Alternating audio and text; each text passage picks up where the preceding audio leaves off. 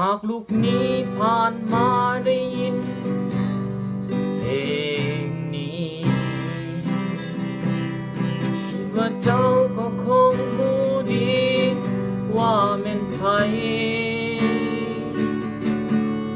คนที่ให้เจ้ายืมเงิน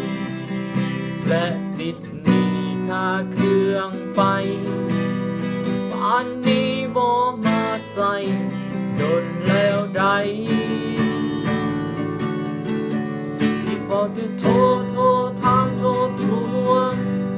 อยู่เรื่อยเมื่อยก็ยอมจะถามจะทวงต่อไปเพราะว่าใจเขาหูดีเขามีแต่บ่อยากใส่เปลี่ยนเบอร์เงียบหายไปปิดจีดีก็เลยมาห้องเพลงบอก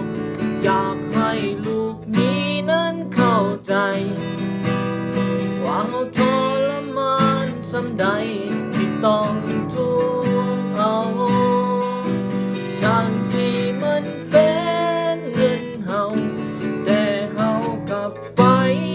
อายเขาทวงหลายก็ย่านเขาเว้าย่านเขาด่าและสุดท้ายเลยใส่เพลงนี้มาห้ำหอม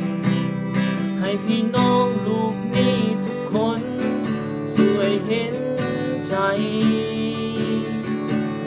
ให้คิดถึงตอนมายืมและติดหนี้ค่าเครื่องไป